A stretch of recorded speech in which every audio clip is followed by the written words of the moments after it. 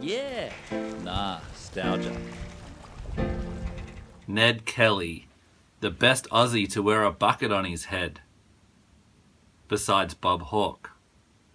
I was watching TV from 20 years ago, as you do, and I came across this interesting news bulletin on Channel 10. New age technology to solve an old mystery calls for an inquest into how two members of the notorious Kelly gang really died. How they really died? So, we all know the Kelly gang died in a shootout with the coppers at Glenrowan pub. Well, besides Ned, he was hanged and said, "Such is life." Not in that order. But his brother Dan and Steve Hart, clad in their homemade armour, died at Glenrowan pub in 1880. Or did they? New age technology to solve an old mystery calls for an inquest into how two members of the notorious Kelly gang really died. So what's all this about how they really died? They didn't die 145 years ago, back in 1880? So, believe you me, I stayed tuned to watch the full news bulletin. They had me hooked.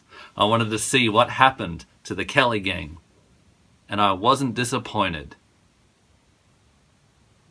And you will be too. DNA technology may be used to solve a notorious Australian mystery. A Queensland man is campaigning for an inquest into the deaths of bushrangers Dan Kelly and Steve Hart, and to find out if they really did die during the Kelly gang's last stand at Glenrowan. Historian Paul Tully is in Melbourne to lodge his request with the Victorian coroner, and he joins me now. Mr. Tully, why is it so important to find out the truth about what happened to the Kelly gang? Well, it's 125 years ago today, and mystery still surrounds what happened on that day, whether or not Dan Kelly and Steve Hart actually came out of the fire. There were two bodies which came out, were laid on a piece of bark. They were horribly mutilated and basically turned into charcoal.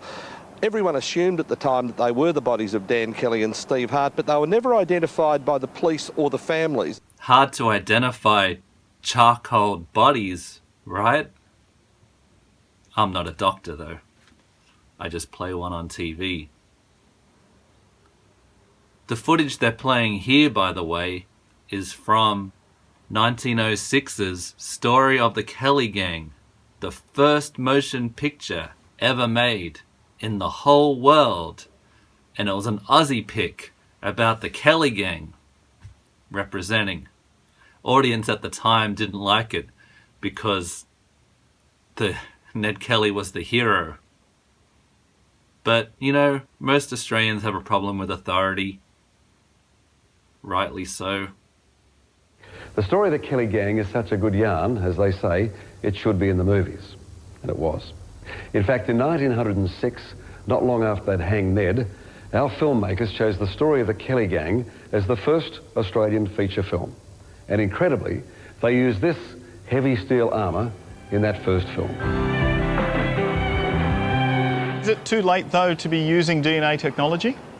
No, it's not. The graves may still contain in the thigh bones some material that could be used using DNA technology to determine if they are related or were in fact the bushrangers. In my vast research, I discovered that Dan and Steve are buried in unmarked graves in Greta. Right after they were buried, like the graveyard was ploughed up or ploughed over, so they couldn't tell where the fresh graves were, and no one knows where they're buried. So who are they going to be DNA testing? Is one of my questions about this. Mr. Tully, obviously very passionate about it. Where do you think Dan Kelly died? Well, in 1933, a man came into the offices of the Truth newspaper in Brisbane. He claimed to be Dan Kelly. He appeared in a Cine Sound newsreel in cinemas around Australia. He's talking about James Ryan from Ipswich, who does look heaps like Dan Kelly. Here's young Dan Kelly, and here's James Ryan. It could be. He's now buried in the Ipswich cemetery in a pauper's grave under the name of James Ryan. I believe that there's every prospect that he in fact is Dan Kelly, and that Australia's history books will need to be rewritten. Thank you for that. James Ryan had burn scars on his back that he claimed were from the Glenrowan siege. In 1933, he even had a stand at the Ekka where he would charge audiences to listen to him regale them with stories of the good old Kelly gang. I don't know what he charged, but I would have gone. Tragedy struck, as it often does, in 1948, where poor old James Ryan was run over by a coal train. Escaping the police back in the 1800s just to get hit by a locomotive? Such is life. Apparently he had bad cataracts in his eyes and his night vision was poor, and they think he just wandered onto the train tracks, which could be a dumb way to die, from what I hear in television jingles. Be safe around trains. A good yarn, nonetheless. Was this old bushranger still alive?